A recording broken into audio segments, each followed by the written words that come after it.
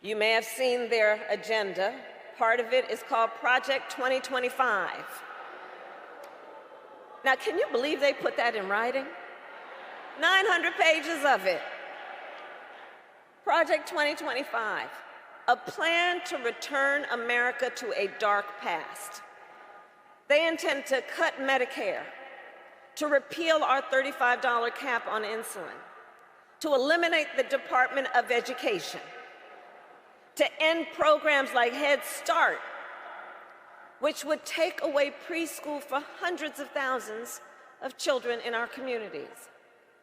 Let's be clear.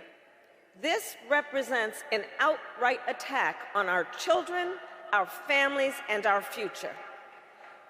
These extremists want to take us back, but we are not going back. We are not going back. Project 2025 is coming after no-fault divorce. Do you know why? Because they want to return us to a time when women were baby factories and relied on their husbands for financial survival. This article, written by Emma Waters in 2022 for the Heritage Foundation, Waters lays the groundwork for opposing no-fault divorce. Now, don't forget who is the primary organizer of Project 2025. That's right, the Heritage Foundation.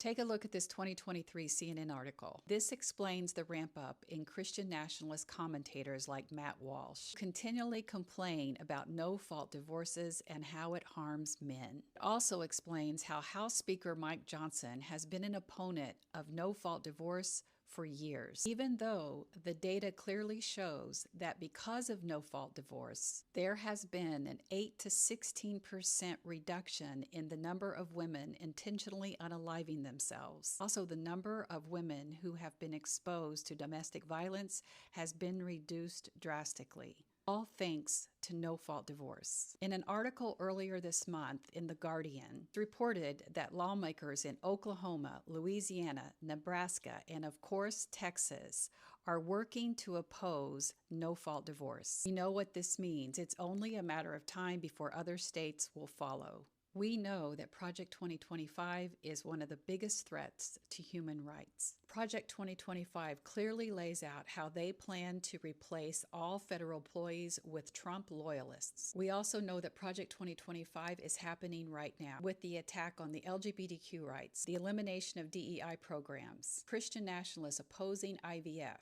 and now they're coming after contraception. Under Project 2025, all protections against discrimination based on gender or sexual identity will be eliminated. Project 2025 prioritizes Christian nationalism. It ensures that only white Christian men will remain in power. They do not care who suffers underneath this power structure. Stay awake, use your voice, and vote. Project 2025 doesn't just demonize single mothers, it wants to change policies to punish single moms and perhaps even remove children from single-parent households. Don't take my word for it, let me show you. Their top priority is promise number 1, restoring the family as the centerpiece of American life.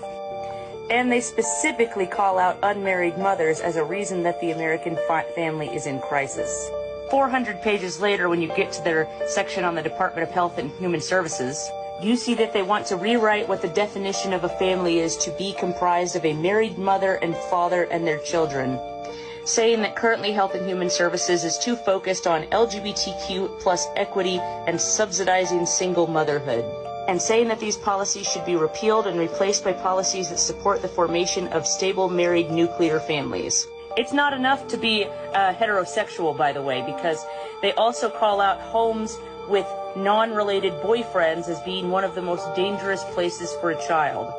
And they don't much like surrogacy either. In the context of emerging reproductive technologies, Health and Human Services should never place the desire of adults over the right of a child to be raised by the biological fathers and mothers who conceived them. Here's a horrifying paragraph. The Secretary of Health and Human Services Project 2025 doesn't just demonize single mothers, it wants to change policies to punish single moms and perhaps even remove children from single-parent households. Don't take my word for it, let me show you.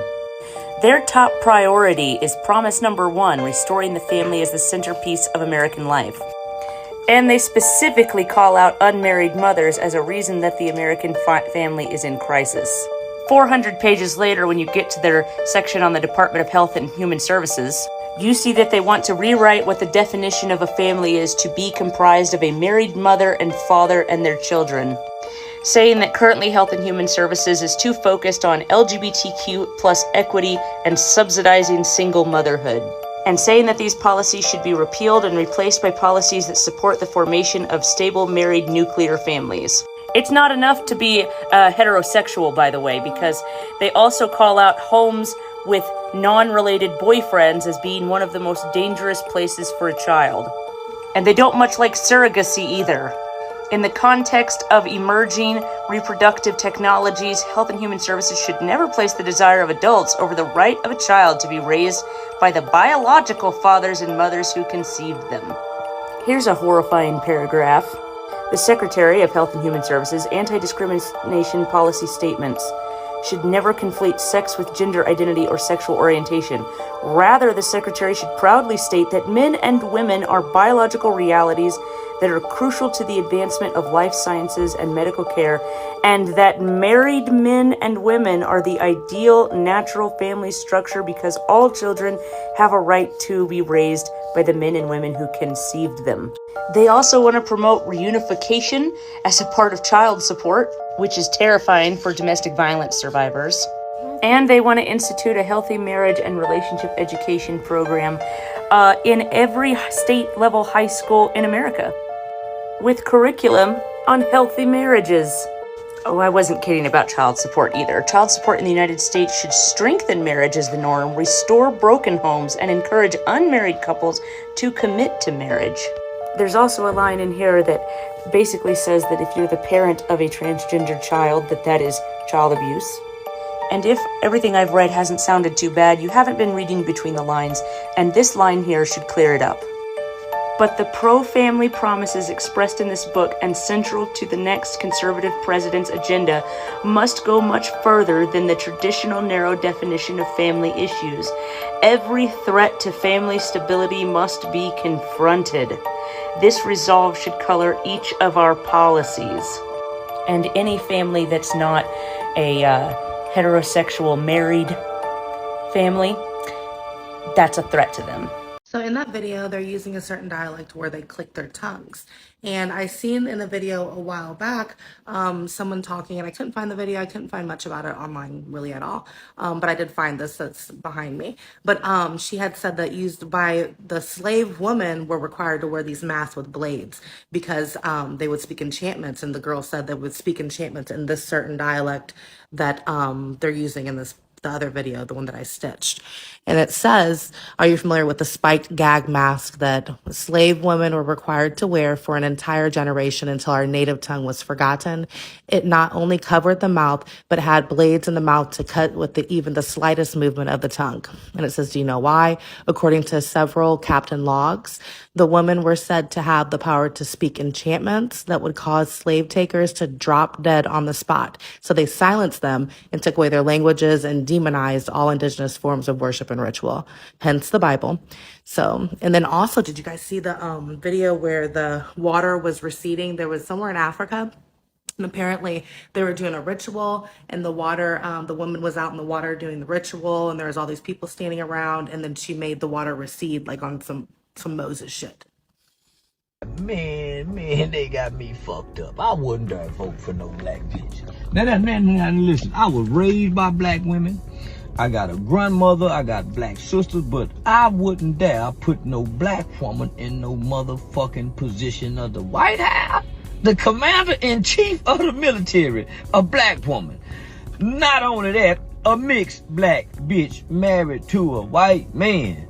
Her pH balance is way off with that white dick. Man, you can't make me believe. Hell no. Man, Kamala Harris got a white boy. Her pH balance is off, and her mental instability got to be off. A hoe would have thrown off pH balance unless she's sneaking and fucking a nigga. Now, if she's sneaking and fucking a nigga, then we might can let her be vice president.